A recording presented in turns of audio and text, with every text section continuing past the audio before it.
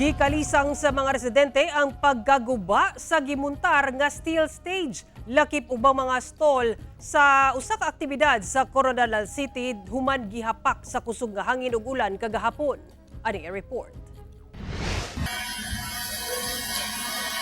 Sa video sa usa ka netizen, makita ang pagpaningkamot niining pipila ka lalaki sa paghawid sa ilang mga tent aron dili madala sa kusog nga hangin nga giubanan sa kusog nga ulan. Nahitabo kini sa ground area sa usa ka mall sa Coronadal City mag-alas 4 sa hapon nga naatol sa ulahing adlaw sa pagsaulog sa charter anniversary sa syudad. Sa kakusog sa hangin, naguba ang gimuntar nga steel stage alang unta sa maong aktibidad. Gani nabasta sab ang ilang sound system. Sumala sa video uploader, kinsa usa sa kapin 40 ka mga concessionaire sa maong lugar, magsugod na unta sila og set up sa ilang mga tent diyang mihapak ang kusog nga hangin ug ulan. Yung sa amin, sir, ang normal na sana yung ulan nun.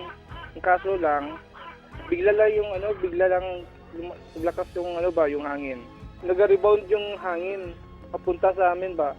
Bumabangga yung hangin galing sa building papunta sa aming area. Yung tatlong lalaki, ninawakan na yung tent.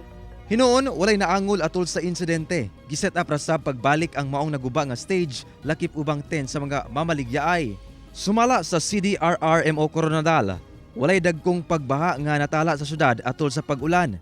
Apan, dunay pipila ka mga punuan sa kahoy nga nangatumba sa kadalanan gumikan sa hangin. Hinuon, nagpahigayon na og clearing operations. Wala say natalang nasamdan. Wala naman, except for caution ng heavy traffic dahil may mga natumbang mga malalaking kahoy na bumara mismo sa mga major thoroughfares ng City of Coronadal. But ultimately, nagtulungan naman, may task force kalinisan, naayos naman.